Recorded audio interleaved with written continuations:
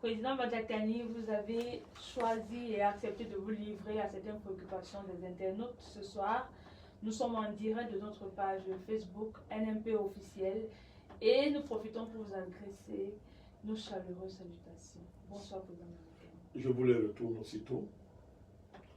Merci pour l'occasion que vous m'offrez de nous livrer ou de me livrer à l'une de mes passions préférées, échanger avec les internautes et voir comment on peut répondre à leurs préoccupations, mais évidemment dans l'interactivité, personne n'ayant le monopole de la connaissance. Donc je voudrais saluer tous ceux qui sont scotchés. Je salue l'équipe technique, je vous encourage avec les résultats que nous essayons d'atteindre avec les moyens modestes. Nous sommes financés par personne. Voilà. Nous tenons à cette indépendance-là et nous faisons avec les moyens que nous avons. Voilà. Donc jusqu'à présent, quand je lis les commentaires, vous savez que je fais un point d'honneur à les lire. J'ai l'impression que vos performances sont appréciées, techniques. Donc je peux que vous encourager. Avant de vous livrer, Président Badjakani, et à ce point d'honneur que vous accordez à nos internautes, nous voulons profiter pour évacuer un certain nombre d'éléments. Nous voulons prendre votre analyse sur un ensemble d'événements qui tournent autour du Cameroun, que ce soit sur le plan national, que ce soit aussi sur le plan international. Et nous allons de ce pas commencer par celui qui nous semble le plus sensible.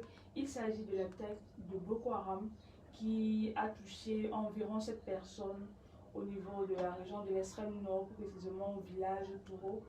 Et nous voulons prendre votre point de vue, votre analyse par rapport à cette situation qui laisse encore une grosse marge de tristesse dans les cœurs de ses habitants et la France. Je voudrais, au nom du NMP, assurer les populations de Toulou et les populations du département numéro Tchanaga et toutes celles de l'extrême nord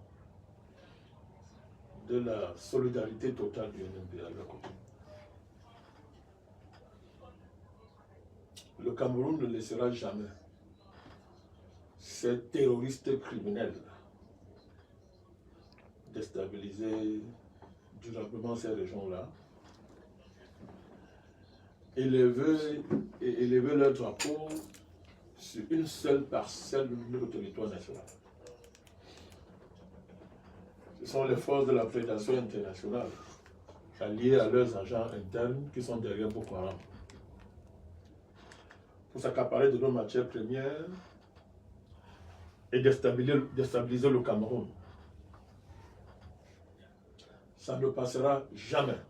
Nous savons que jusqu'à présent, en dehors de leurs attaques lâches, ils n'ont jamais dressé leur sale drapeau une seule seconde sur le sol du Cameroun, du territoire national du Cameroun.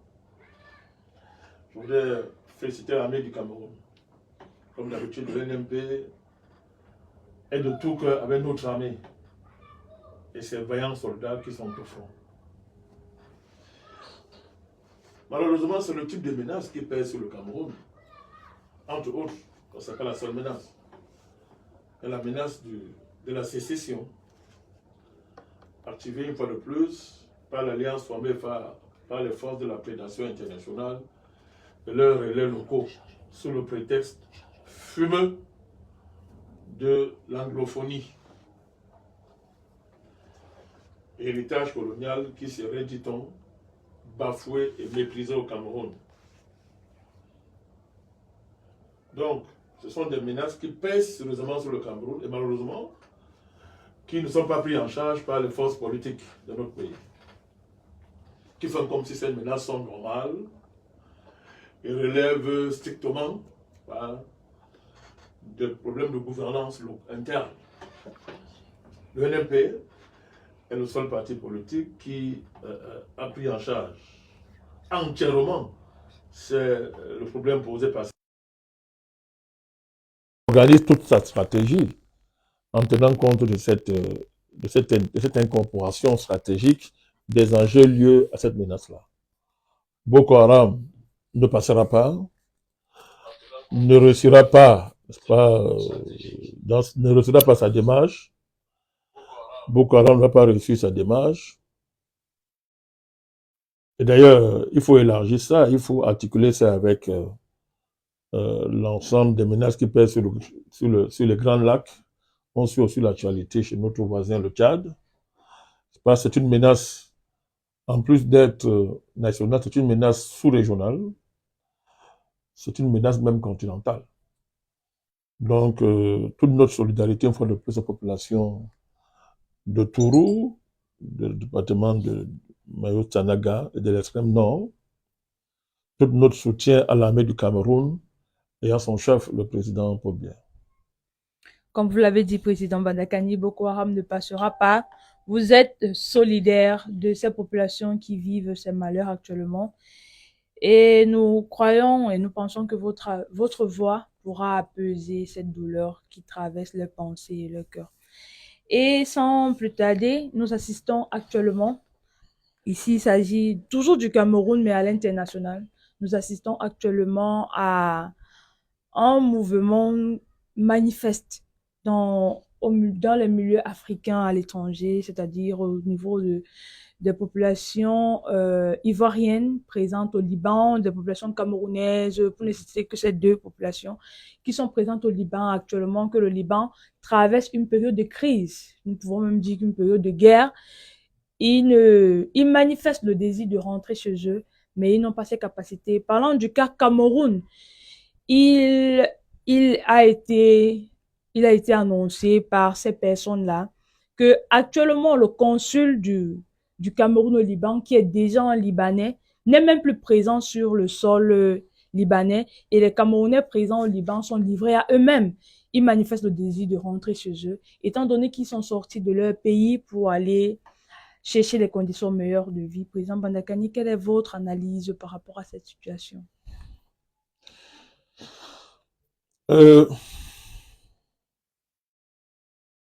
La situation des Africains en général et des Camerounais au Liban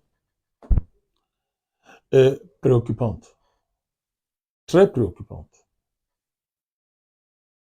D'abord, à cause de leur statut très irrégulier pour les Camerounais, leur statut de situation très irrégulier, et ce à quoi ça les expose. Pour le cas des Camerounais, évidemment, il y a cette situation où ils n'ont pas d'interlocuteur. Et à ce niveau, sont livrés totalement à eux-mêmes. Vivement que les autorités en charge de cette situation au niveau du gouvernement prennent leurs responsabilités immédiatement et sans tarder pour secourir les Camerounais qui sont dans la détresse au Liban. Mais ça, c'est une dimension purement administrative et diplomatique, dans le sens où ça relèverait directement du ministère des Affaires étrangères. Mais sur un plan plus général, le comportement des Libanais à l'égard des Africains, et surtout des Africains de peau noire, commence à dépasser les lignes rouges.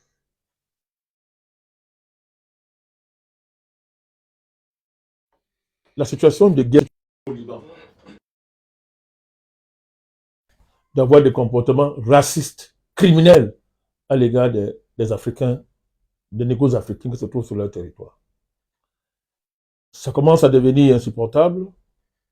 Cette marée de plaintes, cette marée de cris, cette marée de détresse qui viennent du Liban de la part de nos frères et sœurs qui subissent des comportements atroces, les plus inacceptables. Nous mettons en garde les Libanais. Le gouvernement du Liban. Nous les mettons sérieusement en garde.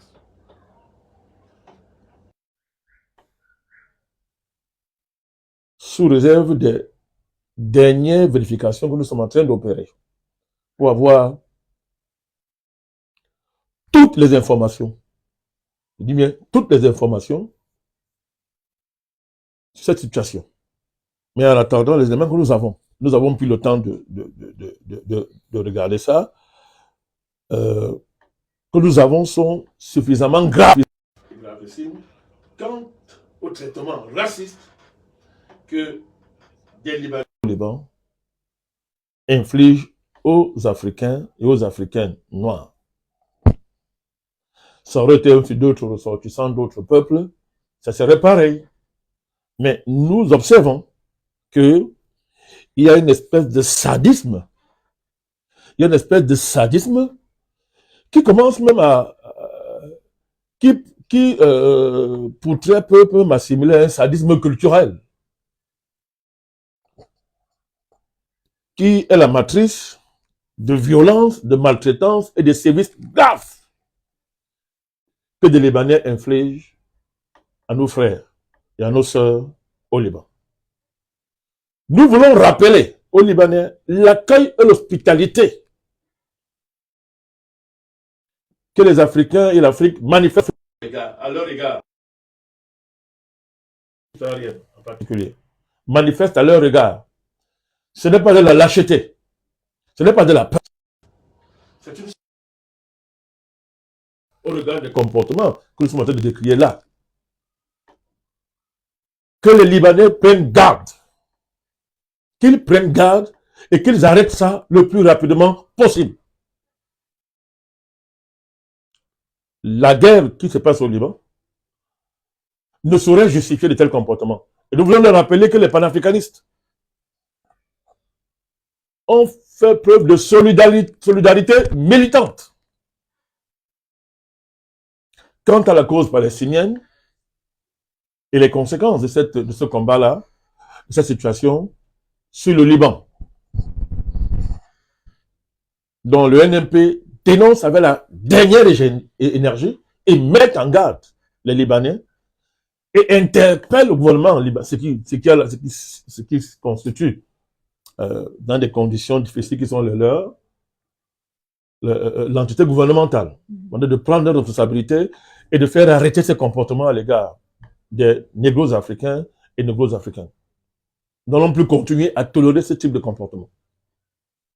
Et il me semble que les Libanais sont suffisamment conscients de leurs intérêts en Afrique pour ne pas se livrer à ce jeu-là, qui est dangereux pour eux. Qu'ils se le tiennent pour dire. Hein.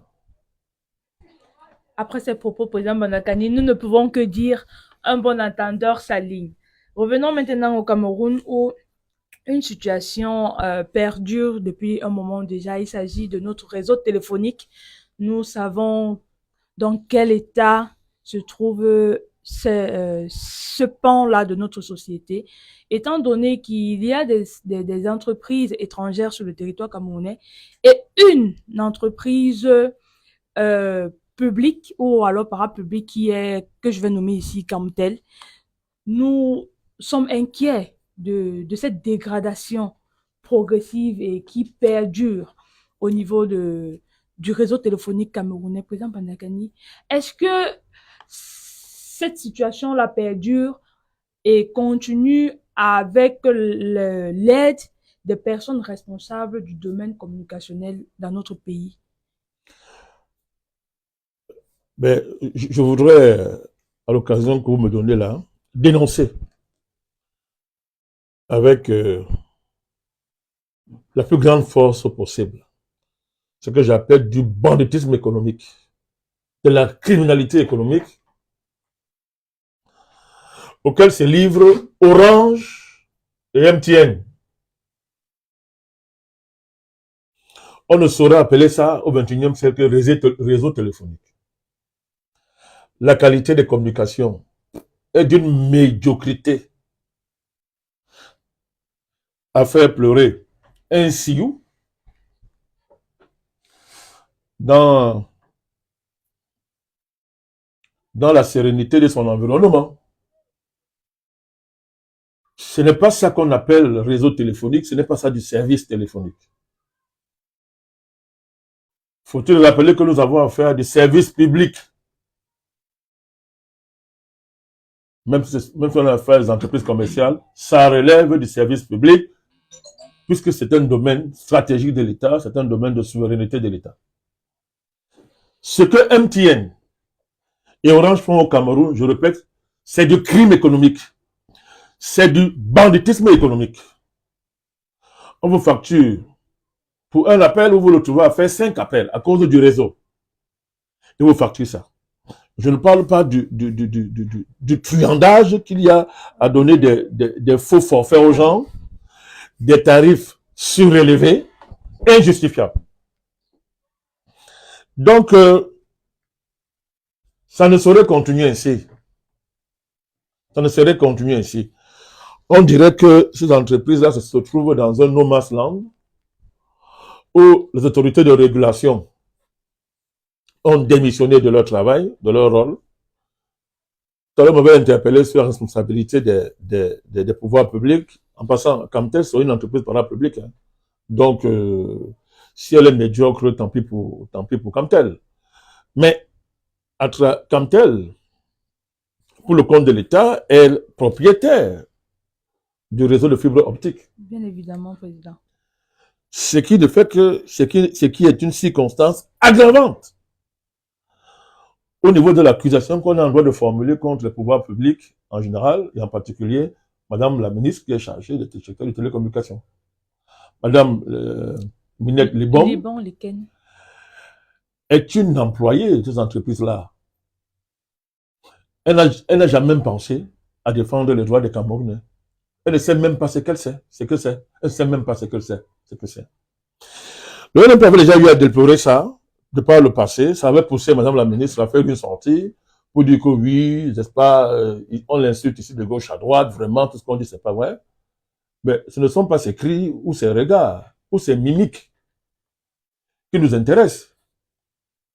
C'est sa capacité à garantir la qualité du service public et la sauvegarde des intérêts des consommateurs camerounais.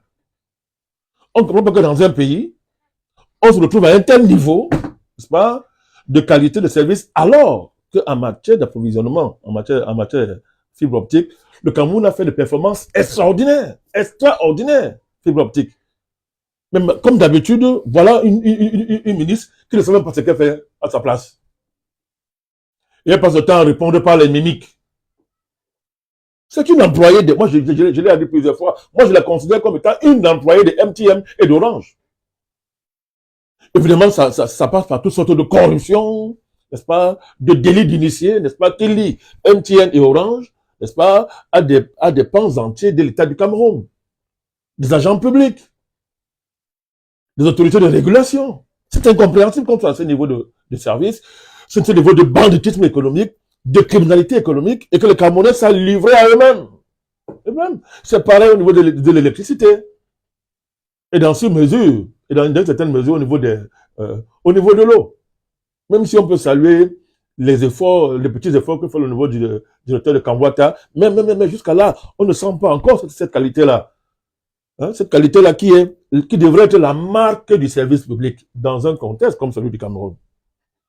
Donc vraiment, tout ça doit s'arrêter. Ça doit s'arrêter. Le Cameroun c'est pas le Far West téléphonique. Hein. C'est pas le Far West téléphonique.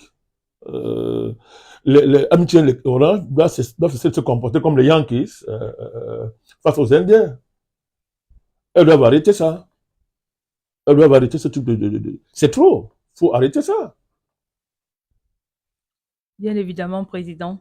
C'est pour très bientôt, nous pensons. Ah ben on espère. Non, ce ne sera pas de parler. On va utiliser tous les moyens et les atouts que nous avons pour continuer à dénoncer, n'est-ce pas, cette démission carrément ministérielle, cette démission de la régulation à circonstance pour laisser que les Camerounais soient dévorés par la voracité de MTN et d'Orange, n'est-ce pas, avec Camtel qui n'arrive pas à valoriser tout son monopole qu'elle a sur la fibre optique, etc. Mais tout ça, vraiment, ça ressemble à ce qu'on voit dans la plupart des secteurs publics au Cameroun, de la médiocrité, de l'incompétence et une espèce de légèreté face aux intérêts publics, aux intérêts des populations. Président Bandakani, nous allons sortir par... Je vous en prie. Nous allons sortir de cette première partie de notre émission par ces derniers sujets. On assiste actuellement au Cameroun à une scène qui oppose le président du Conseil constitutionnel du Cameroun au parti politique MRC, le Mouvement pour la Renaissance du Cameroun, où le président de ce parti, M. Kamto Maurice, a déposé une plainte et il accuse le président du Conseil constitutionnel d'être partial parce qu'il a été filmé lors d'une réunion où une motion de soutien a été signée au compte du RDPC. Nous voulons bien avoir votre analyse par rapport à cette situation. Je n'ai pas à commenter la démarche du parti MRC par la voix de son président qui a décidé de porter plainte contre le président du Conseil constitutionnel. On a beau être président du Conseil constitutionnel, on n'est pas un citoyen à part. Donc, c'est une démarche, somme toute, normale dans un état de droit. Nous n'avons pas cessé au niveau du NMP de rappeler que un état de droit ne veut pas dire un état de justice. Hein. On a toujours dit ça, on fait la part de choses. Mais le Cameroun, c'est incontestablement un état de droit. Donc, c'est parce qu'il est cet état de droit que le président du MSC se trouve dans la possibilité d'ester en justice contre un ensemble de dérives incompatibles avec la fonction de M. Clément Atangana, d'après la lecture qu'en fait le MRC. Et de ce fait, le MRC a décidé de le traîner en justice. Mais dans ce cas-là, la justice fera son travail. Donc, nous ne commentons pas ce type de démarche. La justice doit trancher. Comme je le répète, le Cameroun, c'est un état de droit. Mais, vous voulez et président Bandakani, je voulais vous demander, que pensez-vous de cette vidéo qui a fait un tour sur les réseaux sociaux où on voit carrément le président du Conseil constitutionnel assister à une réunion pendant laquelle une motion de soutien a été signée à la faveur d'un parti politique? Je ne sais pas quoi, le RDPC. Je n'ai pas des éléments qui pourraient m'amener à dire qu'il a signé la motion. Au moins, il a été vu pendant cette réunion. Oui, bien sûr, moi aussi j'ai vu. Donc, je n'ai pas d'éléments pour m'amener à dire qu'il a signé la motion. Je connais beaucoup de cas où des gens assistent, des personnalités assistent à des réunions et finalement ne signent pas la motion. Moi, j'en connais, j'en ai vécu. D'ailleurs, je ne vais pas revenir sur la manière dont souvent ces réunions sont faites et la façon par laquelle on obtient la signature des personnalités souvent. Mais il n'est pas question de dédouaner le président du Conseil constitutionnel. Il est en capacité de le faire. Le Cameroun, je le répète, c'est un État lui-même. C'est un état de droit. Mais dans le fond, de quoi est-ce qu'il s'agit au-delà de toute la surenchère que nous observons autour de l'affaire? De quoi est-ce qu'il s'agit? La lecture que nous faisons cette affaire, comme d'habitude, va aller au-delà des querelles et de la surenchère. C'est le choc de l'anthropologie et du juridique. C'est ce choc-là. Et comme d'habitude, on choisit pour toutes sortes de considérations, de se focaliser sur un aspect purement politicien d'un côté, de l'autre côté sur un aspect purement réactionnaire, réactif et réactionnaire, tout aussi politicien. Mais le vrai débat, c'est, je répète, le choc politico-anthropologique et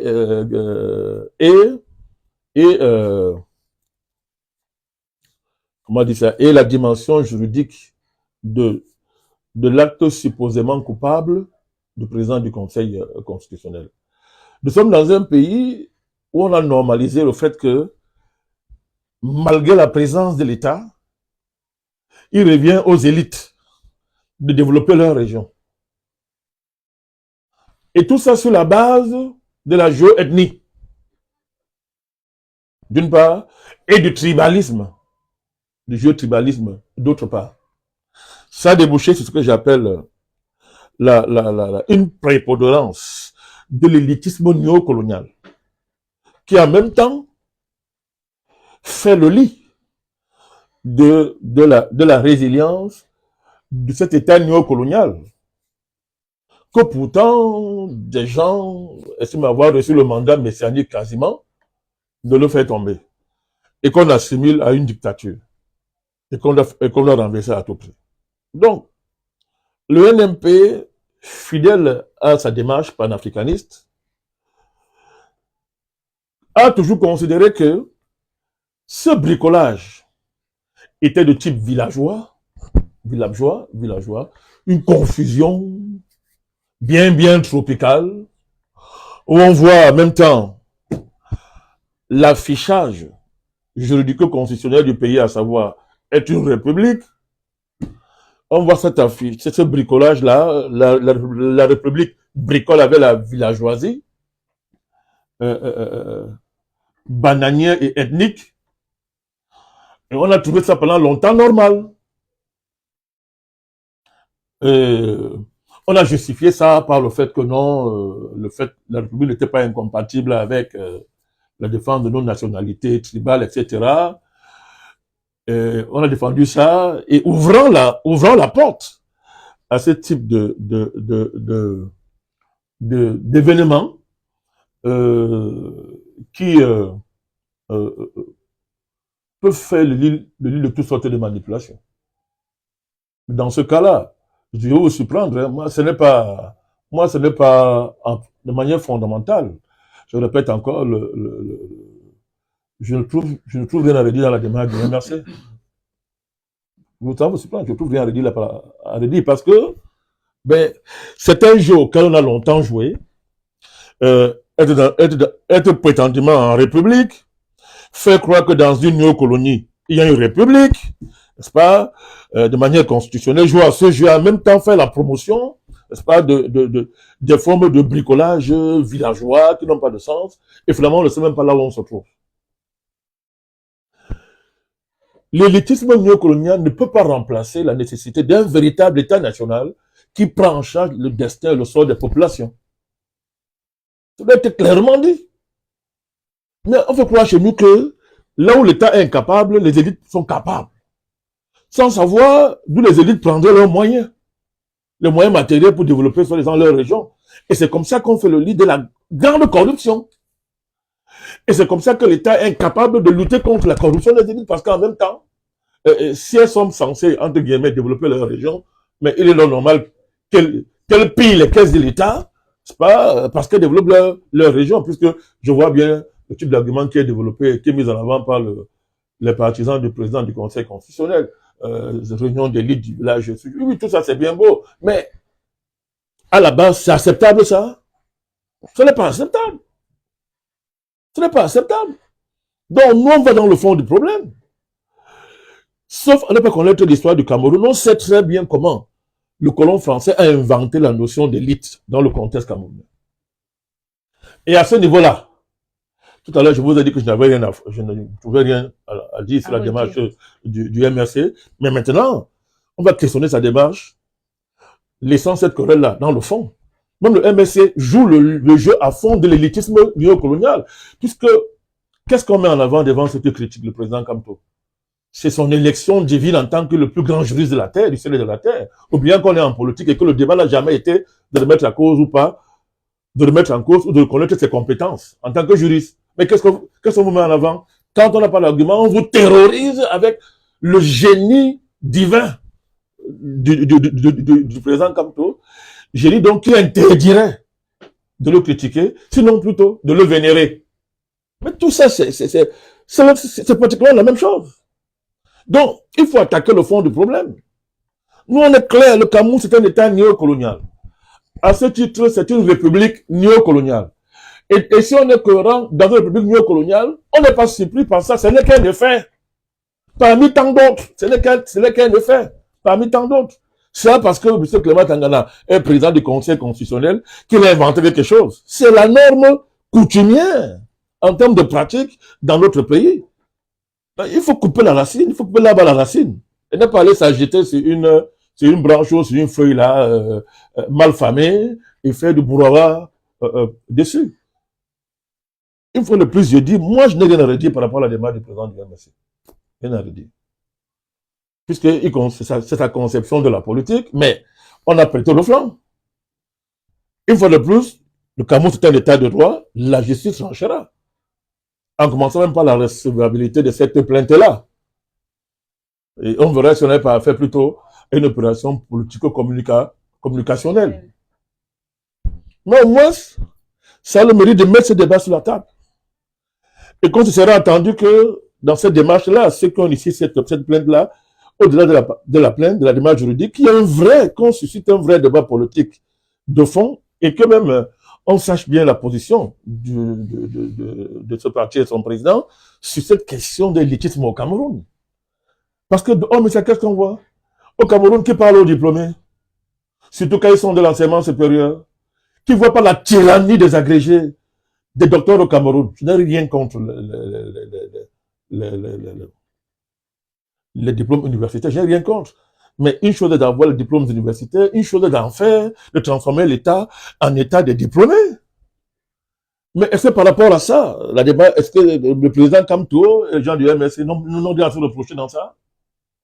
Est-ce qu'ils n'ont rien à se reprocher? Ils ont beaucoup à se reprocher parce qu'ils jouent tous sur le même terrain de l'élitisme néocolonial. Nous disons que ça a démontré ses limites.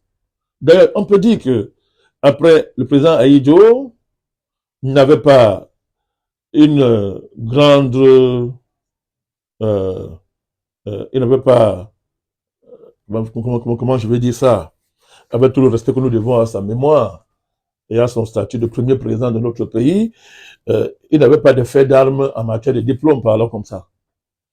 Mais il était le président de ce pays. Il aura apporté sa contribution à l'édification de l'État du Cameroun, n'est-ce pas? Et lors de la succession, le président Biela a rendu un hommage vibrant. Les thèmes sont assez laudateurs. Non, peut-être pas élogieux quant à la contribution que le président Ahidjo a apporté à l'édification de notre pays. Après la succession, l'arrivée du président Biya au pouvoir a coïncidé avec une nouvelle démarche qui était celle de parier sur les compétences et les grandes connaissances supposées des longs crayons, comme on dit dans le jargon. Mais aujourd'hui, tout le monde, je pense que le débat est clos au regard des résultats. Une fois de plus, ne versons pas dans une espèce d'anti-universitarisme primaire. Ne versons pas dans un anti-intellectualisme primaire. Non. Mais on ne peut pas ériger au niveau d'État, créer une république des diplômés. Et sur cette base-là, terroriser les personnes qui n'ont pas les diplômes, terroriser le petit peuple. C'est ce que nous disons. Quand le débat là, il est de fond. Cette affaire, c'est comme tu es en train de faire là, c'est de faire remonter à la surface un vrai débat sur le rôle de l'élite dans notre pays, l'élitisme néocolonial.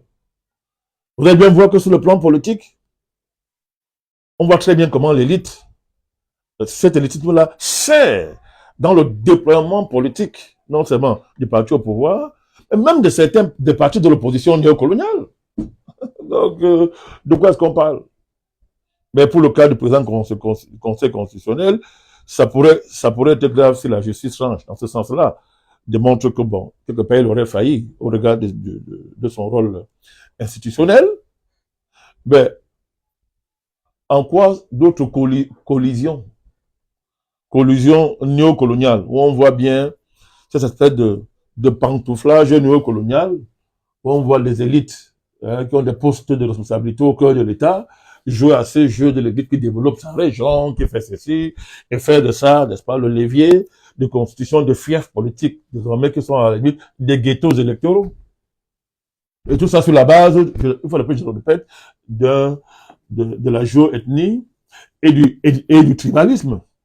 Donc voilà, bon, voilà la manière par laquelle moi, voilà comment, à l'autre niveau, je vois j'analyse cet événement. Merci, Président Bandakani, d'avoir fait le tour de nos préoccupations. C'est moi qui vous remercie. En cette soirée, pour ce jour, nous voudrions revenir vers vous avec d'autres nouvelles préoccupations. Comme je l'ai dit à l'entame, je n'étais pas seule sur le plateau, j'étais accompagnée de monsieur Jules Constant Bouyamousso, qui va prendre la deuxième partie de cet événement, qui met le président Bandakani face aux internautes, c'est-à-dire aux préoccupations des internautes, à qui il accorde un point d'honneur. Monsieur Jules Bouyamousso, you have the floor. Ben, ne nous laissez pas ça rester avec nous, parce que moi, j'aime beaucoup la présence féminine dans ce type d'événement. Je suis avec vous, Président Bandakani. Ben, tant mieux. Merci, Madame Ejengele Charlotte, pour cette brillante prestation, pour cette première partie de cette émission. En face de notre président national, Monsieur André Bandakani.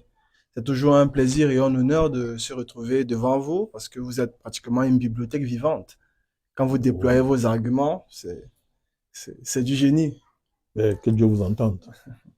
Monsieur le Président, nous sommes en direct sur une autre plateforme Facebook et vous êtes déjà un peu au fait de cette pratique que nous avons d'interchanger avec nos abonnés, avec tous ceux qui nous suivent, tous ceux qui aiment ce que nous faisons. Et particulièrement, en leur permettant de poser des questions. C'est ça qui est la marque de notre démarche. Particulièrement, cette émission porte sur les préoccupations des internautes. Et certainement, vous allez apporter des éclaircies, des analyses pour éclairer, pour répondre, pour conseiller. En fait, c'est également une plateforme pédagogique. Ben, j'espère être à la hauteur parce qu'il y a beaucoup d'internautes qui sont très intelligents, qui sont très brillants. J'apprends beaucoup dans la lecture des commentaires. Je découvre, je suis toujours émerveillé par le génie de nos internautes, de ceux qui nous suivent. C'est tout à l'honneur de cette page. Voilà. Bien évidemment, nous avons recueilli les questions des internautes, bref, de nos abonnés, tous ceux qui aiment ce que nous faisons. Et nous avons mis de côté ceux qui sont dans la polémique inutile. Ceux qui sont là juste pour détruire. Mais tous ceux qui ont des préoccupations, même allant dans le sens négatif, mais qui ont pour but de construire, nous les recueillons. Mais désolé pour ceux qui ont été mis à l'écart par les rigueurs de l'administration. Les administrateurs, désolé. Mais bon, on peut percevoir qu'ils puissent faire partie de notre communauté tout en gardant l'indépendance, mais en exprimant leur point de vue, n'est-ce pas, sans la haine, sans la volonté de nuire et de détruire. Si. Voilà. Merci pour cette mise au point. Monsieur le Président, nous allons donc commencer. Nous avons l'internaute, c'est Monsieur Filagui, qui nous écrit de Yaoundé, du côté du Cameroun. Et il a une préoccupation. Je vais vous la lire. Monsieur le Président, face à la complexité du problème anglophone, quand on sait que les leaders pré-indépendance ne se sentaient pas trop solidaires du combat de l'UPC, qu'ils ont contribué à chasser du Southern Cameroun en 1957 avec le soutien de l'administration britannique. Quand le brillant politiste Mathias Onangini, qui pense que les anglophones ont avec la culture britannique un rapport presque romantique, quelles sont vos pistes de sortie de crise durable, vous qui êtes un partisan de l'État unitaire décentralisé? D'abord, il faut éviter le risque de la généralisation.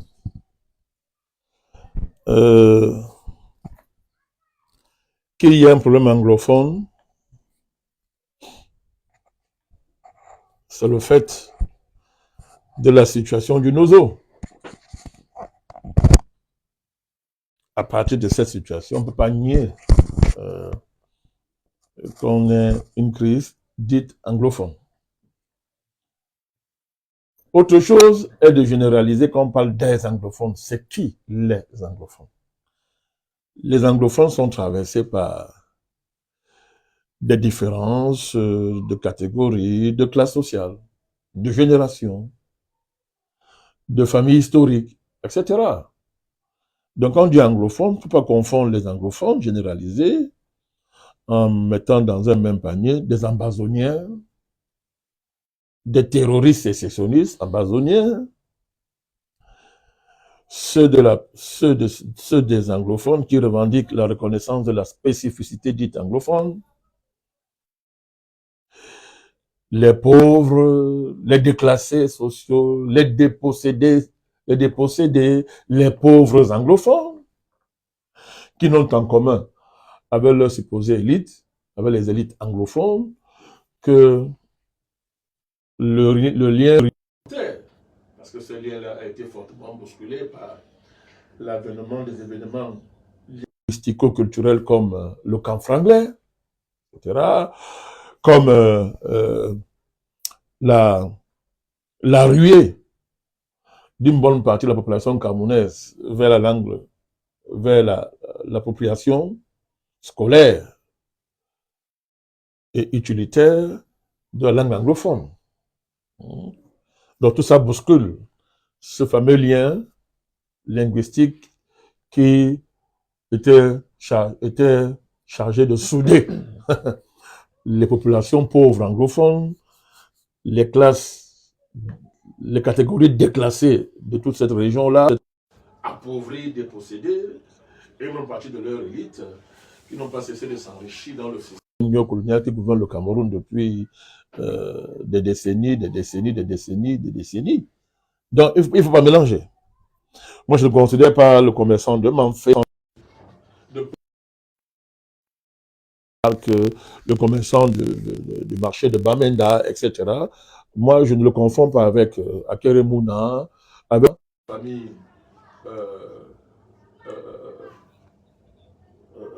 comme ça, de bourgeoisie néocoloniale de ces régions, avec les familiales de ces régions-là. Il ne faut pas les confondre. C'est important de faire cette nuance-là, d'abord, pour le répondre. Donc, quand on a fait cette nuance-là, il faut préciser que n'ont pas chassé les épécistes. Non. Il y a plusieurs séquences dans cette affaire.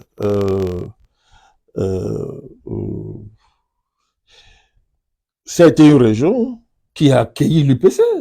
Quand l'UPC a été pratiquement chassé ici, parlons comme ça à l'époque, dans la région dite francophone, à l'époque, dans le pays francophone, à l'époque, l'UPC a été chassé, Kumba a été l'un des quartiers généraux de l'UPC à ce moment-là, dans cette région-là. Donc il faut faire extrêmement attention quand on parle de ça. On a moins des figures majeures comme Détoumaza et tous ceux qui étaient avec lui. Détoumaza, le président de One Cameroun, qui était un UPCiste authentique. Parce que One Cameroun, c'est quoi? C'est l'UPC en zone anglophone. Une fois que l'UPC a été pratiquement exilé par la politique répressive des forces françaises, n'est-ce pas? L'UPC s'est réfugié, s'est pratiquement exilé dans la région anglophone, à Kumba, dans un premier temps. Donc, et là, des figures ont émergé, comme l'UPC anglophone.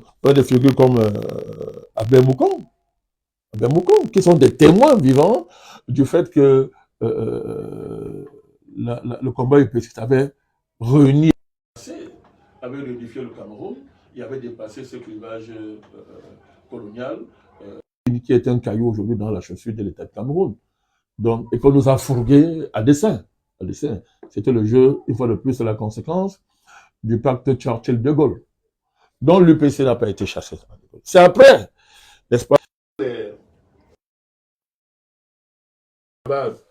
du pacte Churchill-De Gaulle, les francophones et anglophones se sont unis dans le dessein néocolonial de détruire le projet UPCiste avec Aïdjo en tête de ce projet-là.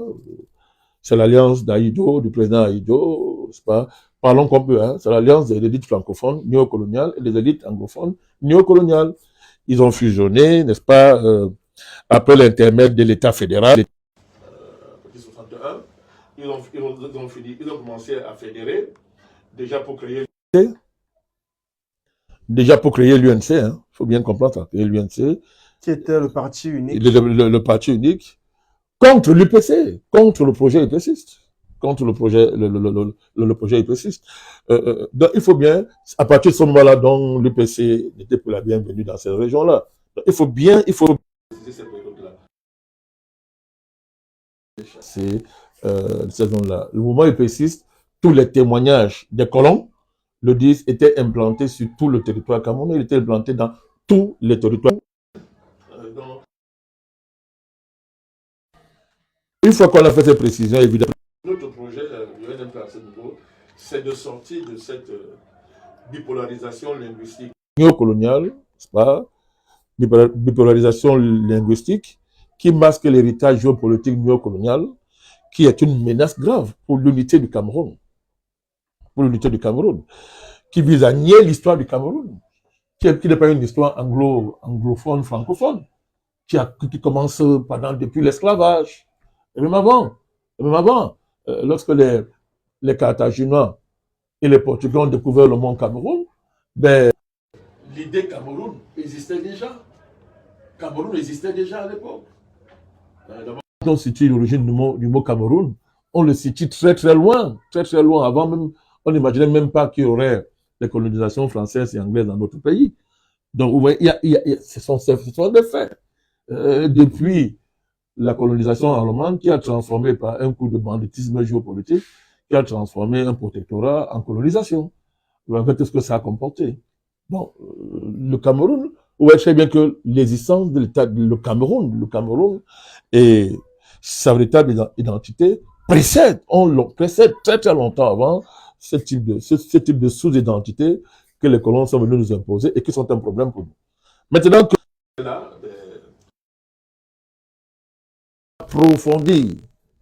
d'approfondir la dynamique de la décentralisation. Et à cet effet, nous avons organisé toute une convention qui a duré 3 jours. À Douala, n'est-ce pas, à la salle de la Providence, n'est-ce pas, où nous avons traité profondément de ce sujet-là. Nous ne parlons on a fait intellectuels, des experts. Entrons réellement dans la décentralisation. À l'issue de ce travail intense, n'est-ce pas, nous avons constaté simplement que il y a une dynamique de décentralisation administrative qui a été lancée, décentralisation politico-administrative qui a été déclenchée et mise en œuvre par le président Paul Biya. Mais nous avons dit que ce n'était que une première phase. Parce qu'on voit très bien tous les obstacles et tous les blocages, n'est-ce pas, qui jalonnent le chemin de ce processus. Il a duré pratiquement plus de 20 ans pour le mettre en œuvre. Il n'était pas sorti des tiroirs administratifs. Bref, c'est un processus purement politico-administratif. Or, pour nous, la décentralisation, ce n'est pas un processus administratif. C'est un processus politique profond qui vise à régler ce problème, à liquider cet héritage néocolonial qui est une bombe à retardement sous le pied de notre nation, à régler ça. Donc c'est un processus profondément politique, profondément historique, qui doit être séparé de la malédiction néocoloniale. Ce jacobinisme néocolonial dont on voit le poids, n'est-ce pas, sur l'élan décentralisateur du président. Mais déjà, il faut saluer le statut spécial qui est le fils du grand dialogue national convoqué par le chef de l'État. En son temps, nous avons soutenu ce dialogue-là, c'est que nous on a soutenu ce dialogue-là. Nous étions à la cérémonie d'ouverture. Et après, nous sommes revenus sur Douala, parce que nous n'étions pas partie prenante des travaux, etc. Mais nous avons soutenu cette dynamique du grand dialogue. Le statut spécial, c'est un pas. Mais il faudra aller plus loin. Dans le cadre d'une véritable décentralisation historique, politique et j'allais de type civilisationnel. Il faut qu'on comprenne bien ce que je suis en train de dire là. C'est important. Parce que quand on dit anglophone, quels sont les peuples qu'on appelle anglophones dans ces régions-là? Historiquement, du point de vue civilisationnel, je ne sais pas, parlons comme ça, la culture, les appartenances Bamileke, Sawa, etc., et autres, Mbororo, etc., et autres, qui sont les caractères culturels et anthropologiques de ces peuples-là, entre ces caractères-là et l'anglophonie qui prime. Qu'est-ce qui prime? Qu'est-ce qui vient en premier quand les gens se font appeler anglophones? C'est un choc qu'il faudra affronter et résoudre. Il y en a qui ont osé dire que leur anglophonité passait avant leur africanité, qui se décline sous les prismes parlons comme ça, de leurs appartenances anthropologiques, historico-anthropologiques. Il y en a qui l'ont dit, mais c'est grave. C'est gravissime, ce type d'affirmation. On voit que c'est pas sérieux. Mais ces gens-là s'habillent pas comme les anglophones. Quand on voit leur tenue traditionnelle, ça n'a rien à voir avec la tenue d'un Écossais ou, je sais pas, d'un Américain du Texas. Ça n'a rien à voir. Donc, tout ça, c'est pas sérieux. Donc, il faut réconcilier toute cette dynamique de revendication linguistico-culturelle avec la camerounité. Il faut réconcilier ça. Il faut réconcilier ça avec toute la profondeur de l'histoire africaine au niveau de la culture, de la civilisation. Ça nous donne un recul, ça nous donne de la profondeur pour aborder ces problèmes-là avec moins de brutalité, avec moins de stress, avec moins de charges anxiogènes. Donc c'est ça. Donc voilà l'approche du NMP. Nous disons que notre camerounité, notre africanité, même les tribalités d'origine de ces peuples-là, nous disons que tout ça est primordial par rapport à la francophonité. Tout ça est primordial. Et que ce n'est pas la francophonité ou l'anglophonité qui font de nous ce que nous sommes. C'est pas ça. Ce sont des accidents de l'histoire néocoloniale qu'il faut rapidement dépasser. Et de ce point de vue, la division francophone-anglophone au plan politique et historique n'a pas de sens. Et il sert de commerce, n'est-ce pas, de marchepied à des manœuvres géopolitiques et politiciennes dont on voit les risques, n'est-ce pas, qu'elles génèrent quant à l'unité du Cameroun et quant à la fidélité au père fondateur de nos pays et à tous les combats historiques que les Africains ont cessé de mener depuis des millénaires pour leur émancipation. Merci, Monsieur le Président, pour avoir répondu à la préoccupation de Monsieur Villa de Yaoundé. Je salue, en passant. Nous avons également une deuxième question adressée à vous de la part de Monsieur Ramzi Nouchan. Il dit ceci. Que pensez-vous de l'après-Paul Biya? Et comment pensez-vous que cela se passera pour avoir une paix réelle? Ben, nous avons déjà fait beaucoup d'émissions. Il faut lui renvoyer à certaines de nos émissions. Monsieur Ramzi. Il faut renvoyer Monsieur Ramzi à certaines de nos émissions. Il faudra lui envoyer vous verrez ça sur le plan technique. Nous avons déjà décliné un ensemble de scénarios qui se disputaient la première place dans le cadre de l'après-Biya au Cameroun. Nous avons dit que ce débat n'était plus différable. Nous avons dit qu'il faut penser sérieusement l'après-Biya. C'est même ça la volonté du président. Sauf à ce que le président se prenne pour quelqu'un d'éternel. Il a dit dans ses discours qu'il n'était pas éternel. Donc il est important, il faut penser à ça, il faut travailler ça. Parce que qu'on le veuille ou pas, il y a un ensemble de dynamiques à l'intérieur des pays qui montrent que le sujet est sur la table. Donc le NMP ne pouvait pas échapper. Et nous de plus en plus, nous observons des appels à candidature, des motions de soutien à l'endroit du président de la République. Le RDPC et les RDPC sont libres de nourrir les projets pour leurs champions. Donc c'est pas ça qui nous intéresse, c'est pas un problème pour nous. Mais le débat sur l'après-Biya, au regard d'un ensemble d'événements que nous avons observés dans le pays, nous avons traité la mort symbolique du président qui cachait la préparation du mort réel. Et dans ce cas-là, en soi, de telles dynamiques constituent une menace pour la sécurité de l'État du Cameroun et la sécurité même personnelle du président. Ça pose le problème de penser l'après-Paul Biya, de penser les cas où le président ne serait plus là. Peu importe la voie par laquelle il n'est pas là. Alors, nous avons dessiné les scénarios. Les scénarios de l'électoralisme néocolonial, le scénario de la dynastisation, la tentation dynastique, le scénario de l'aventurisme militaire, le scénario de l'électoralisme néocolonial, le scénario d'un retrait brusque du président. Tout ça, nous envoyons notre ami aux émissions que nous avons faites. Mais ce que je voudrais dire à M. Ramzi, c'est que, à défaut de nous suivre, je voudrais lui rappeler que depuis 15 ans, si on prend seulement 15 ans de référence en termes d'engagement politique du président Badakani et du NMP, mais tout ce que nous avons fait dans le cadre de la remise à l'ordre du jour de l'impératif panafricaniste, ben, nous l'avons aussi fait pour anticiper sur les scénarios de l'après-guerre. Sauf, bon, je peux comprendre que les vicissitudes de la géopolitique amènent certains à ne pas déceler les panafricanistes, si on prend le cas du Cameroun, mais c'est fait. J'ai toujours dit aux gens, chaque fois que je parle d'un pays africain, je parle du Cameroun. Une fois le plus, il y en a qui me font... Ils ne cesseront jamais de faire ça. Je pense qu'ils ont tellement fouillé dans nos vies, dans tout ce que nous faisons, ils n'ont pas d'argument. Ils font semblant de ne pas être... Nous disons sur le Cameroun. Depuis que nous avons lancé cette plateforme numérique, on a combien d'émissions sur le Cameroun?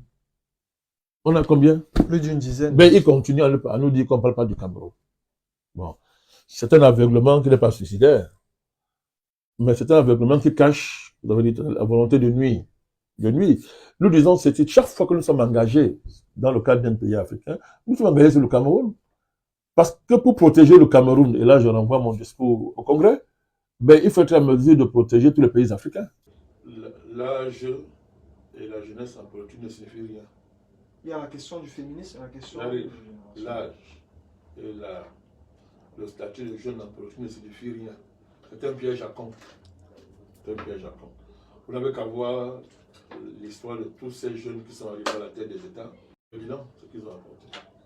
D'autant plus que ce soit au niveau de la femme ou de la jeunesse, les mondialistes manipulent cette catégorie-là, n'est-ce pas, de nous actuellement, pour brûler les pistes et empêcher l'humanité en général, les Africains en particulier, de poser les vrais problèmes sur la table. Ces vrais problèmes, c'est la libération des peuples, ce sont des questions de souveraineté, c'est la question de la reprise en main de l'économie et de la soumission de celui-ci, de celle-là, c'est de faire remplacer les vrais débats par le féminisme, et nous fabriquer des présidents pantins et bidons comme les Zelensky. Il veut dire que les dynamiques qui amènent de telles personnes au pouvoir, on connaît comment Zelensky arrive au pouvoir, c'est pas le cas des Zelensky. On a fait du théâtre pour l'amener au pouvoir, sur la base de sketch et du théâtre comme l'a fait de lui président. On voit ce que ça apporte à son pays. Ce n'est pas le seul cas. Donc,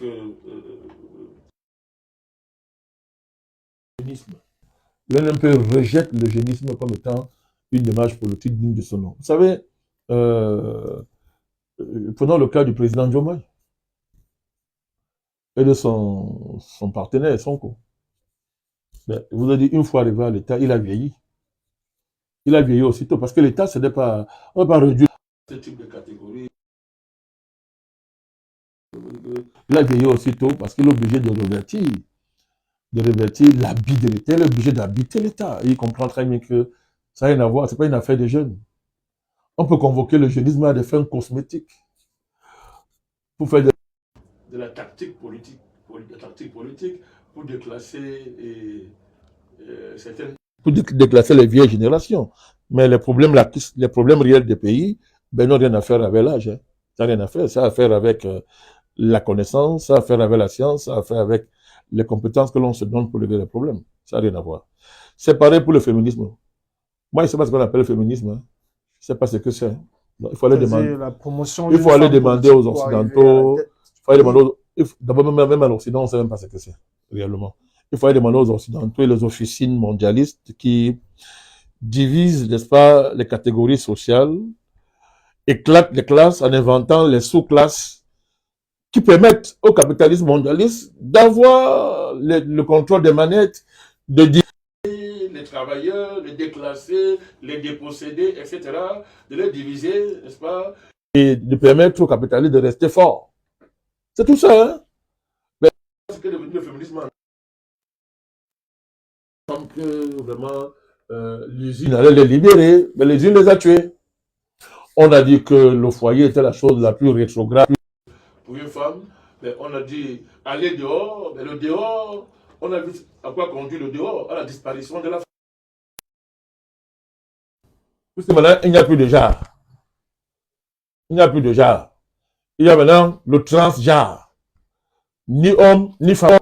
puisqu'on peut être femme le matin, le soir, on est homme, et entre la nuit jusqu'au matin, c'est-à-dire le ventre des femmes. C'est dangereux, et des beaux comme Elon Musk,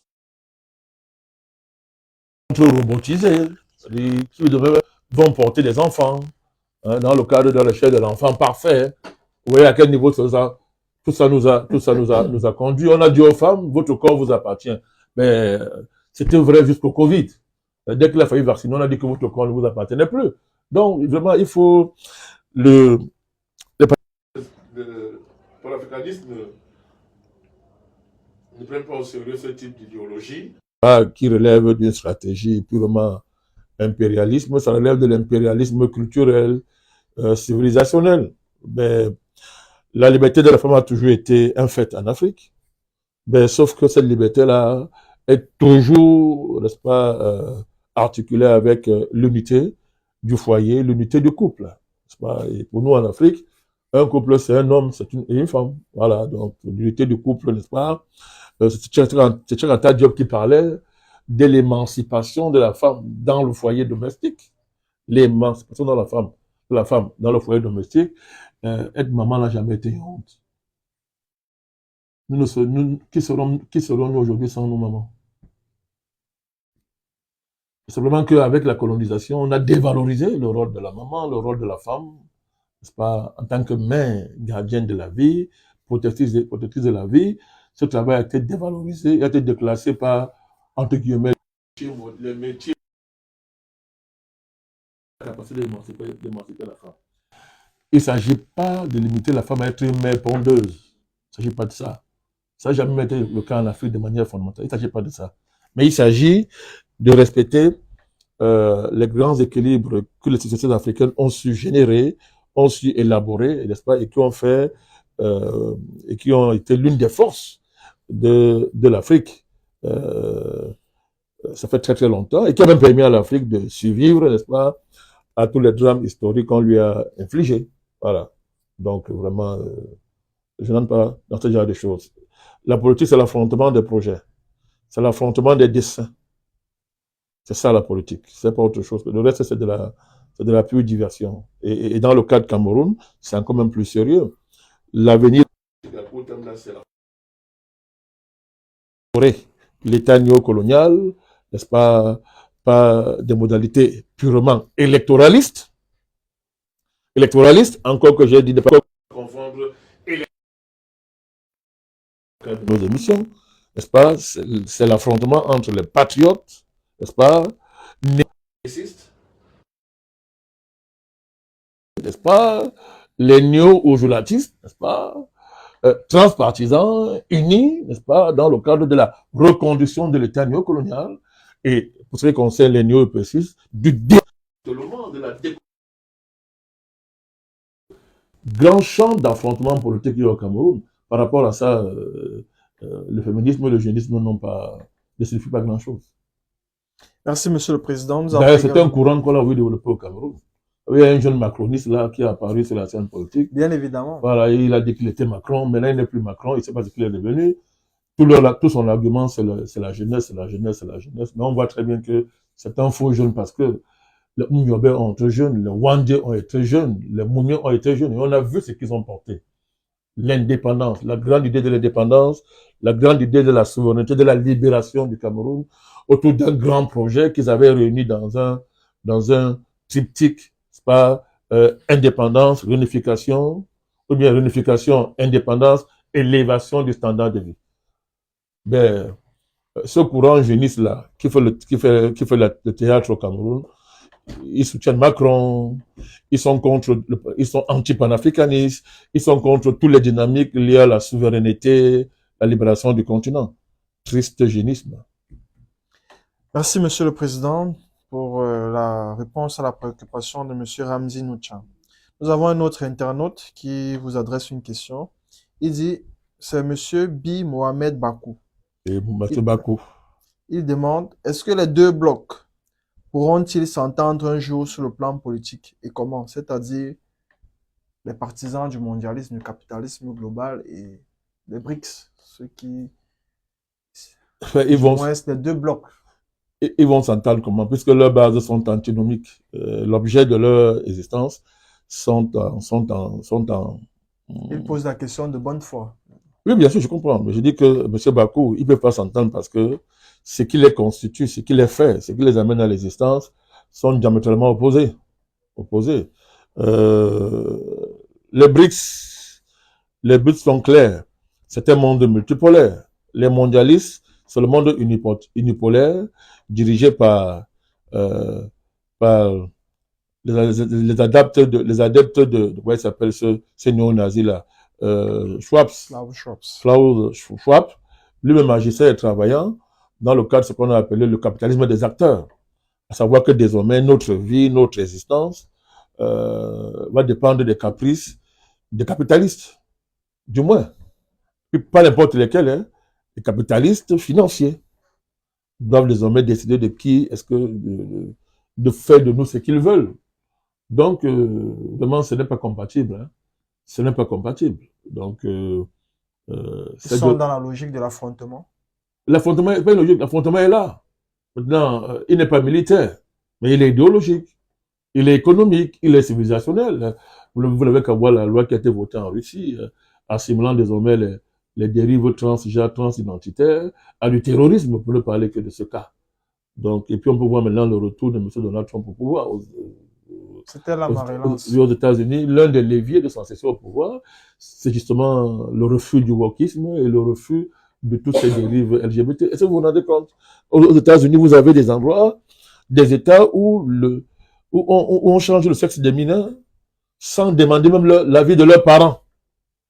Je ne voudrais pas revenir sur ce qu'on appelle le traitement des hormones.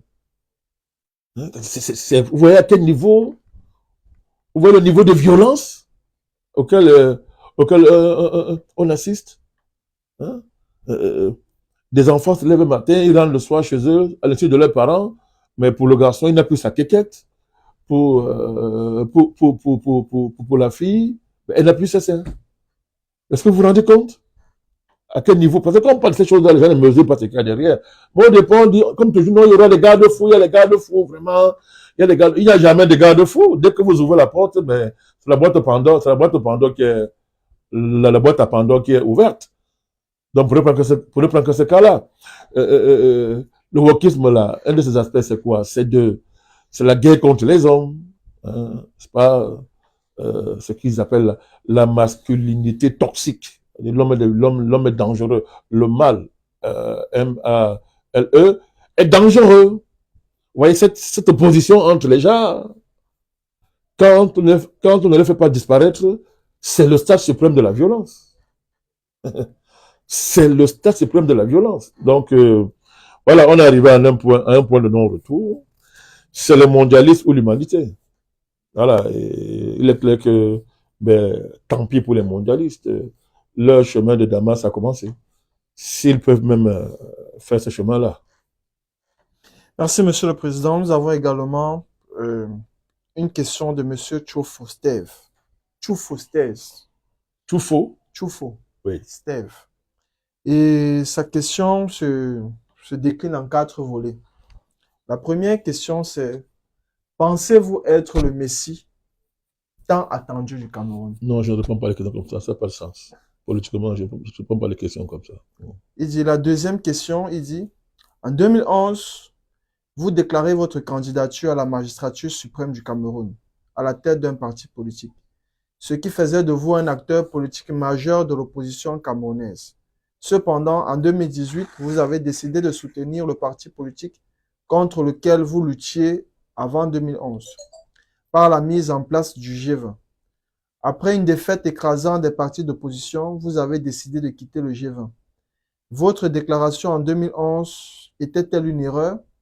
Et qu'est-ce qui vous amène à tourner le sens même de votre opposition au profit du parti au pouvoir? Ça, c'est le premier volet de sa deuxième question. Bon, il ne nous suit pas apparemment. Il y a beaucoup de confusion dans l'analyse de notre démarche. Nous allons les obliger à faire de la formation politique. On va les obliger par l'autre démarche à faire de la formation politique et de se lever. Il s'appelle qui? Monsieur Tchoufo Steph. Monsieur Tchoufo. Vraiment, avec tout le respect que j'ai pour lui, hein, je ne voudrais pas le brutaliser. Mais comme il a été franc dans ses questions, je suis franc dans mes réponses. Alors, pourquoi il faut de la formation politique? Soutenir le président Biya ne veut pas dire qu'on soutient le parti au pouvoir. Il faut faire très attention. Dans ce cas, je l'ai déjà dit, tous les Camerounais qui paient les impôts sont les membres du RDPC. Deuxième autre conséquence, c'est que le Cameroun est financé seulement par les membres du RDPC. C'est l'inverse. C'est le Cameroun qui finance le RDPC à travers les impôts des Camerounais. À partir du moment où on ne peut pas assimiler tous les Camerounais qui paient les impôts à des RDPCistes, bien que leurs impôts servent, n'est-ce pas, à maintenir, n'est-ce pas, le train de vie de l'État, dirigé par le président Biya, ben, qu'est-ce qu'on reproche au président Bandakani? À sa différence, simplement, je prends en compte ces faits-là, je distingue l'État d'un régime politique. Mais je répète encore, on a passé le temps à abrutir les Camerounais, non pas de culture politique, et ils abordent la politique comme ils abordent le football. C'est pas la même chose, il faut faire attention. Donc, notre soutien au président Biya, ce n'est pas une alliance avec le RDPC, ça n'existe pas. Il y en a, d'ailleurs, c'est pas sur la base d'une alliance que nous avons soutenu le président. Nous avons répondu à un appel. On a répondu à l'appel du président et nous avons répondu en fonction des circonstances dans lesquelles qui travaillait le pays. Le pays est menacé jusqu'à présent de déstabilisation. Il est menacé de désintégration. Tout à l'heure, on a parlé des menaces. Tout à l'heure, je pense qu'il nous suit, des menaces. Soit on prend ces menaces au sérieux, soit on les prend pas au sérieux. Mais si on les prend au sérieux, on comprend la démarche du NMP. Alors, je n'ai pas changé, je reste un opposant, je suis un opposant systémique. C'est différent des opposants conjoncturels. C'est différent des gens qui sont au gouvernement, et à ce moment-là, ils travaillent avec le président, c'est normal, c'est bien, mais quand ils perdent leur poste, ils deviennent opposants. C'est différent des opposants qui sont des opposants d'ascendance même familiale, c'est-à-dire que on est de la grande famille ojulatis qui depuis 60 tient le Cameroun. C'est différent moi, je suis un opposant systémique. Je suis un dupéciste. Est-ce qu'on peut nier ça? On ne peut pas nier ça. Je suis un dupéciste. Est-ce que mon ami Tchoufo réduit le panafricanisme que nous portons à un black sign qu'on donne au régime Biya? Non, on ne peut pas faire ça quand on voit ce que le panafricanisme suppose en termes de niveau d'engagement, en termes de sacrifice et des risques qu'on prend, y compris physiquement. Donc, il ne faut pas caricaturer les choses. Donc, pour l'aider, parce que je dois lui répondre sérieusement, en 2000, il a oublié, dans mon parcours, j'ai été le premier à imposer une alternance au sein d'un parti d'opposition au Cameroun. J'étais le premier. On est en 2010. Peut-être qu'il ne le sait pas, je lui l'appelle. Et quand je deviens président de MADEM, je démissionne plus tard, 7 mois après, qu'est-ce que j'ai dit? C'est une analyse géopolitique des évolutions mondiales qui m'amène à revoir ma stratégie et ma démarche politique. Ce qui n'a rien à voir avec un changement de mes convictions. C'est pas la même chose. À partir du 11 septembre 2001, le monde a changé. Le monde a changé. C'est le retour de l'hyper-impérialisme, conséquence de la chute du mur de Berlin. Est-ce qu'on fait la politique comme on la faisait pendant la guerre froide, ou on l'a fait en tenant compte de la nouvelle donne? Cette nouvelle donne-là présage déjà ce que tout le monde voit aujourd'hui, à savoir que désormais l'affrontement va être d'une part les souverainistes ou les néo-souverainistes, n'est-ce pas, contre les globalistes, à savoir tous ceux qui veulent détruire les nations, détruire les souverainetés nationales, détruire les cultures pour imposer ce fameux gouvernement mondial sur une base mondialiste. Est-ce que tu comprends ça? Ça signifiait, à la suite des attentats du 11 septembre, en guillemets attentats, parce que maintenant, les vérités sortent au fur et à mesure pour démontrer que, en fait, les mondialistes américains ont fait une guerre contre les Américains pour lancer le projet du Grand Moyen-Orient. J'espère que mon ami Tchoufo, il peut aller se renseigner, il peut aller faire des recherches, il verra ce qu'on appelle le projet Grand Moyen-Orient. Le projet Grand Moyen-Orient, c'était l'élément déclencheur du plan mondialiste, qui lui supposait une recolonisation du monde entier, et en particulier de l'Afrique. Grand Moyen-Orient, ça a déclenché la guerre en Irak. C'était quoi la guerre en Irak? C'est ça le cadre du projet grand reconfiguration du Grand Moyen-Orient. Or, il n'y a pas de reconfiguration du Grand Moyen-Orient qui ne puisse pas aboutir à la recolonisation du continent africain. C'était ça aussi le printemps arabe, entre autres. Printemps arabe, assassinat du président Kadhafi. Qu'est-ce que mon frère dit des événements qu'il y a eu en Côte d'Ivoire, qui ont débouché sur la déportation du président Gbagbo? Une telle marée géopolitique vous oblige à revisiter et à revoir vos positions habituelles. J'ai été l'un des rares hommes politiques à tirer les leçons de cette évolution géopolitique mondiale.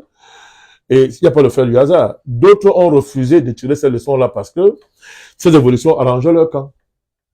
Les législatifs camerounais étaient très à l'aise avec cette victoire de l'Occident. Et désormais, ça réduisait la politique au Cameroun à quoi? À la guerre des familles aux joulatistes. Mais moi, en tant que petit, j'ai tiré les leçons, j'ai compris ça. C'est ça, mon frère, qui va aboutir à la relance du combat panafricaniste. Quand on analyse le parcours du président Banakani, il faut toujours faire le lien entre cette dialectique, entre ce repositionnement politique et le combat panafricaniste, pour avoir toute la plénitude, n'est-ce pas, plénitude de notre démarche politique. Donc, je reste un opposant systémique. La preuve, je n'ai jamais été au gouvernement, je n'ai jamais demandé de récompense. Et puis, juste après le contraire, je suis des hommes politiques camerounais les plus propres, les plus neufs, en termes moraux, en termes éthiques, en termes idéologiques. Voilà. Maintenant, ce qu'on refuse au président Banakani, est-ce qu'on fait pareil pour les autres démarches politiques? À ce moment-là, je ne sais pas s'il appartient à un bord politique, mais c'est un observateur averti au regard de ces questions. Pourquoi, quand c'est le président Banakani, on trouve que j'ai changé? Et lorsqu'on a affaire à d'autres acteurs politiques qui ont fait pire, vraiment pire, mais on considère que ce qui est valable pour moi, pour le président Banakani et le LMP, n'est plus valable pour ceux-là. Dans ce cas-là, cette contradiction, ça ne me regarde pas. Hein. Je laisse le soin à ceux qui sont dans ce type de contradiction d'assumer. Voilà. Merci, Monsieur le Président. Nous avons également, nous allons aller un peu plus vite parce que nous n'avons plus beaucoup de temps. Donc, vous allez prendre 3 minutes pour répondre à chaque préoccupation. Vous en prie. Être dans le temps. Nous avons la préoccupation de Monsieur Peggy Diamwanga de Pointe-Noire au Congo. Oui.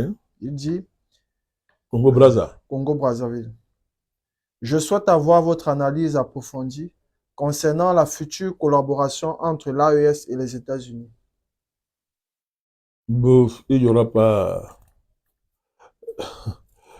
Le seul avantage comme géopolitique, stratégique qu'on puisse attendre de l'élection de Trump par rapport à l'AES, c'est que sa démarche va un peu bousculer les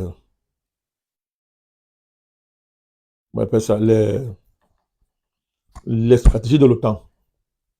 Donc, mais si à la faveur de son arrivée au pouvoir, il y avait l'arrêt de la guerre en Ukraine,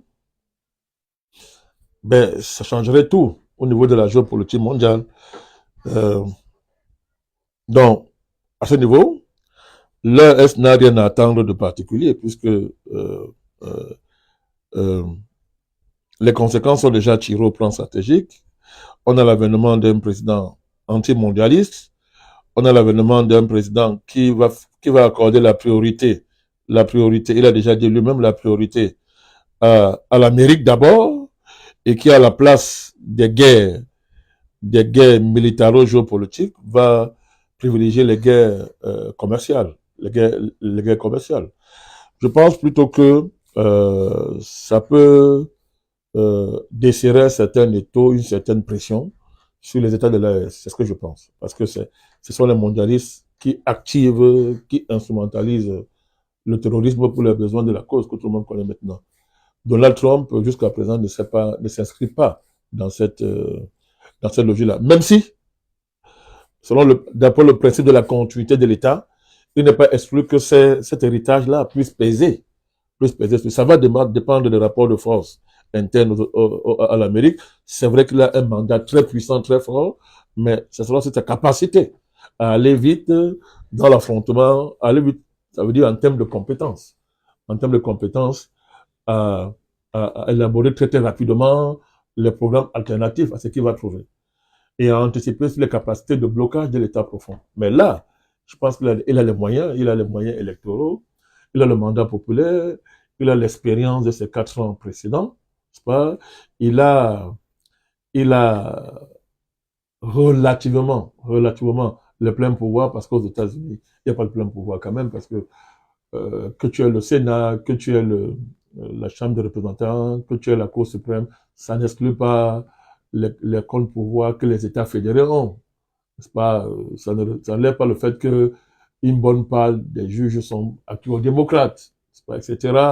Vous avez vu la querelle qui a commencé avec le président de la Réserve fédérale. Tout ça montre qu'il y a quand même des contre-pouvoirs qui sont là. Mais en principe, du point de vue de la géopolitique, ça pourrait desserrer les taux, n'est-ce pas, sur les pays de l'Est, d'autant plus que les sponsors mondiaux du terrorisme seront affaiblis. Merci, Monsieur le Président. Nous avons cette question de Monsieur Kossi de Conakry. Il dit: j'aimerais connaître votre position sur notre alignement géopolitique avec le Liban. En effet, les Libanais sont victimes de l'agression israélienne. Les panafricanistes soutiennent les peuples opprimés et dont la résistance libanaise. Mais comment soutenir des gens dont le racisme envers l'homme noir est manifeste, tant chez eux que chez nous? Le cas particulier libanais pose la question générale de notre alignement géopolitique avec nos réalités sociales vécues. Il aimerait que vous apportiez une réponse. C'est une question complexe, mais je vais répondre. D'abord, il ne faut pas... le problème posé par le dossier palestinien et qui a des conséquences et qui se prolonge à travers la question libanaise est une chose. Il n'y a rien à voir avec le racisme des Libanais. Il faut bien comprendre. Il y a la question palestinienne qui a généré la question libanaise, comme ça génère la question jordanienne, ça a généré la question des pays arabes, etc. Ce problème-là, de manière fondamentale, n'a rien à voir avec le racisme des Libanais. Le racisme des Libanais est lié, je dis bien, pas tous les Libanais aussi. Attention, il ne faut pas généraliser. Pas généraliser. Il n'est pas démontré que l'État libanais est raciste. Mais il y a des Libanais qui sont racistes. C'est un fait. Donc, ce racisme-là, lui, est lié à la valeur intrinsèque et culturelle de certains courants réactionnaires qui opèrent au Liban. Je voudrais dire à mon frère, comment il s'appelle encore? Monsieur Kossi. Je veux dire à Monsieur Kossi que les panafricanistes sérieux ne font pas ce genre d'amalgame. Et dans le cas du traitement de la question palestinienne, nous incluons aussi le traitement de la question du racisme. Parce qu'il est évident que le soutien que nous apportons, que les panafricanistes apportent à la Palestine, dans le cadre, comme il a si bien dit lui-même, dans le cadre de l'internationalisme des peuples opprimés, cette question, ce soutien-là, n'est-ce pas, comporte en elle-même, n'est-ce pas, la réponse sous-jacente au racisme des Libanais. Vous voyez, des catégories de la population libanaise. Donc, il y a ça à l'intérieur. Le combat panafricaniste, dans le cadre du soutien que nous apportons à la cause palestinienne, est inséparable de la lutte contre le racisme consubstantiel à certains pans des populations arabes. Donc, c'est-à-dire que c'est un problème, tout à l'heure, je le rappelle, qu'on ne peut pas forcément aligner avec la défense de la Palestine. La question du racisme consubstantiel à certains peuples arabes, n'est-ce pas, à certains pans de populations arabes, est un problème différent qu'il faut même rapporter jusqu'à la question de la traite arabo-musulmane. Donc, et là encore, faut pas généraliser. Parce qu'il y a beaucoup d'Arabes noirs. Il y a beaucoup de Noirs, du moins arabisés, par les aléas de l'histoire, mais qui sont des Africains. Comme dans le cadre du conflit palestinien, je l'ai dit plusieurs fois, il y a des milliers d'Africains noirs qui sont là-bas dans le cadre de ce conflit-là. Hein? En Israël, vous avez vu l'autre jour la question est revenue avec l'ignominie du criminel Netanyahou, qui a osé, n'est-ce pas, en échange d'une résidence permanente, décider de faire des Africains, 30 000 Africains, de la chair à canon. Vous voyez, donc ouais, quand le panafricanisme s'engage dans une cause, c'est sur la base de certaines données. Hein. Qu'est-ce qu'on fait? On va s'éteindre et laisser, par exemple, les Africains noirs être transformés purement en chair à canon, alors que dans le même temps, il y a des lois discriminatoires qui protègent, par exemple, certains religieux, soi-disant orthodoxes, n'est-ce pas, de faire le service militaire et d'aller faire le combat pour leur nation. Ce sont des éléments qui sont à mettre sur la table.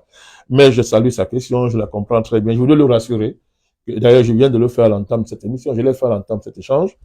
Nous serons extrêmement vigilants, n'est-ce pas, nous serons intransigeants à l'égard de tous les racistes arabes en général et les racistes libanais, chaque fois, n'est-ce pas, qui vont s'attaquer à un Africain, à un Noir, sur la simple base de sa peau. Il peut compter sur nous à ce niveau-là. Merci, Monsieur le Président. Nous avons la question de Monsieur Arthur Ngale de Douala. Il dit, quelle est votre position par rapport à la prolifération de l'alcool? Pensez-vous qu'il faudrait réguler ou alors la rendre difficile d'accès? Oui, en partie, oui. Mais cette question est inséparable de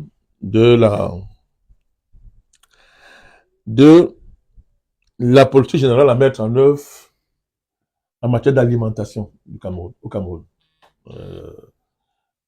En matière de consommation au Cameroun. Donc, c'est inséparable. Il faut aborder ça globalement.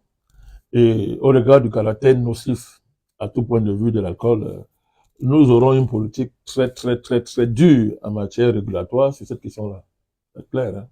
C'est clair parce que, une fois de plus, il faut aborder la question du double point de vue de la promotion d'une véritable industrie agroalimentaire locale saine, véritablement écologique, n'est-ce pas, et la nécessité de décoloniser le rapport à la colle. Hein. René Dumont, père son âme, René Dumont, ce n'est pas un Africain, c'est un Français, c'est un agronome français, ingénieur agronome, homme politique français, grand écologiste, avant le temps, d'après les canons européens, a démontré à quoi a servi l'alcool dans les pays africains, pourquoi on a introduit l'alcool dans les pays africains. On a introduit ça pour nous abrutir, il a démontré, c'est pas nous, hein. Il a démontré ça. Donc, il faut décoloniser le rapport des Africains, les Camerounais, à l'égard de ce type de boisson. Il faut décoloniser ça. Ça passe par une nouvelle politique de l'alimentation dans nos pays. Il faut bien nourrir les Camerounais. On mange mal, ça nous empoisonne, ça nous rend malade. Donc, il faut une véritable politique alimentaire au Cameroun. Peut-être qu'il doit être articulé avec cette vieille tradition africaine qui faisait que la nourriture était en même temps un remède. Nous sommes en direct avec le président national du nouveau mouvement populaire. Nous nous excusons pour des soucis techniques. L'équipe de production est à pied d'œuvre pour résorber ce problème. Soyez rassurés. Monsieur le Président, nous étions sur la question de Monsieur Arthur Ngale qui parlait du problème, du phénomène de la prolifération de l'alcool au Cameroun. Et vous lui apportiez une réponse. Je pense que j'étais arrivé à la fin de ma réponse. Il y avait une question qui suivait. Il y avait également la question de votre vision sur le développement des startups.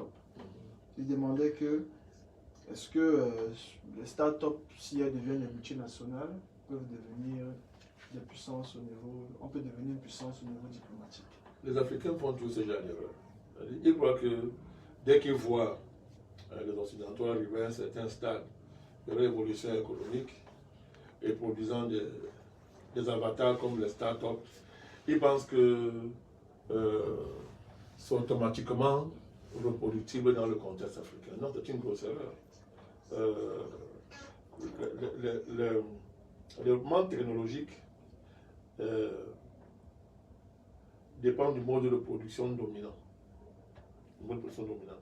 Tous les pays ont des capacités, tous les peuples ont les capacités de faire des réalisations technologiques majeures. Tous les peuples, d'ailleurs, la plupart des inventions qui se font en Occident sont l'œuvre des Africains noirs. Alors, la différence c'est quoi? c'est qu'il y a un mode de production et un cadre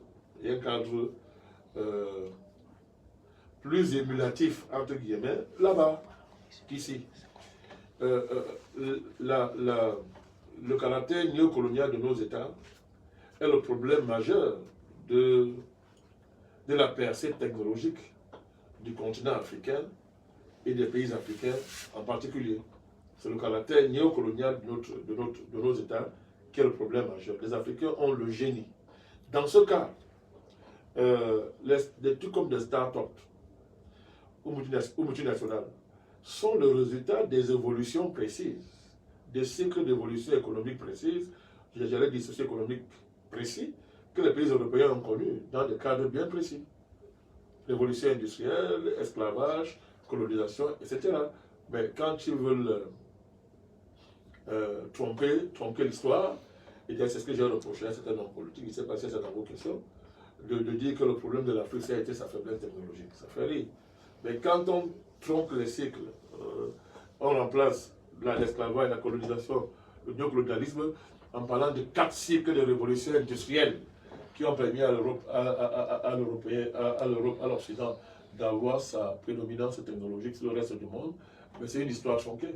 Parce qu'il n'y a pas de développement technologique sans l'esclavage, sans la colonisation. Or, tout ça, c'est un modèle de production capitaliste. Vous voyez, industriel, colonial, mondialisé, aujourd'hui globalisé, d'abord internationalisé, mondialisé, globalisé. La question de savoir comment les pays africains, si on reste dans cette logique, comment on va faire les sauts, n'est-ce pas, pour éviter les 4 cycles de l'évolution industrielle, si on parle comme ces gens-là, pour arriver à la production des start-up. Même si on dit qu'on fait ça, pourquoi commencer à produire des start-up? C'est difficile de le faire dans le cadre d'une économie néocoloniale. C'est difficile de le faire dans le cadre d'une économie néocoloniale. Donc, les panafricanistes sont constants et cohérents. Il faut décoloniser les économies africaines, régler la question monétaire, régler la question monétaire, régler la question de l'esclavation de nos économies, débloquer les forces productives, c'est ça, dans le cadre d'une économie qui est totalement émancipée de la rente des matières premières, les rentes extractivistes que nous connaissons. Il faut dépasser la frontière de l'endettement néocolonial que nous impose la Banque mondiale et le FMI avec l'accord des classes parasitaires endocoloniales qui sont à l'intérieur, qui agissent comme relais, n'est-ce pas, du néocolonialisme. Donc, ce sont des transformations inévitables qui permettront d'aboutir à des véritables start-up, mais qui ont une base endogène, qui ne sont pas des espèces d'avatars délocalisés simplement sur nos territoires. Merci, Monsieur le Président. Nous avons également la question de Monsieur Avomo Joseph. Oui. Il dit ceci. Monsieur Avomo. Avomo Joseph. D'accord. Il demande pourquoi les autres acteurs politiques ont peur de faire des débats politiques avec vous. Il fait référence à M. Kabalibi, M. Kamto. Ben, qu'il aille leur demander. C'est eux qui veulent répondre. N'étant pas ces leaders, là, je ne peux pas répondre à leur place. Donc, nous sommes publics, nous sommes des hommes publics, nous sommes les... Mais avez-vous l'impression que certains hommes politiques ont peur de faire des débats contradictoires avec vous? Non, je n'entre pas dans les dérives narcissiques. Je laisse les observateurs de la vie politique observer et tirer leurs conclusions. Ce n'est pas ma préoccupation. Quand je fais des débats, je ne me préoccupe pas de la démarche d'autres hommes politiques. Sauf quand leur démarche heurte la compréhension que nous avons des intérêts nationaux du Cameroun, mais pour le reste, vraiment, ça ne me préoccupe pas. Ben, j'observe, on peut observer le caractère original d'un tel exercice. C'est direct, il n'y a pas de filtre. Moi, je n'interviens jamais dans votre travail, je ne filtre pas. Moi, je ne filtre pas. Peut-être que c'est pour ça que lui, il fait cette remarque. Ben, bon, mais c'est à lui de répondre à la question. Monsieur le Président, nous sommes arrivés au terme de cette émission. Est-ce que vous avez un dernier mot à l'endroit des abonnés, des internautes, tous ceux qui suivent ce que nous faisons? Ben, je voulais les remercier pour l'occasion qu'ils nous offrent de faire ce type d'exercice. C'est à eux que revient l'honneur. Hein. Et j'ai toujours dit la joie que moi j'ai tiré à titre personnel cet exercice. Donc je voudrais les remercier, je voudrais les encourager, les saluer, à être plus pertinents dans les questions dans le cadre des prochaines émissions de ce type qu'on aura, à ne pas hésiter à porter. Il n'y a pas de tabou de poser des questions, j'essaierai de répondre. J'ose croire qu'ils trouvent satisfaction. Merci, Monsieur le Président. C'est avec ces propos que nous mettons un terme à ce direct. Monsieur et mesdames, nous espérons que vous avez trouvé satisfaction à la réponse de Monsieur André Bandakani, président du nouveau mouvement populaire, à apporter à toutes vos préoccupations. Nous vous disons merci de nous avoir suivis près de 2 heures d'émission et nous espérons que vous allez vous porter bien. À bientôt pour un autre direct sur nos plateformes numériques. À la prochaine.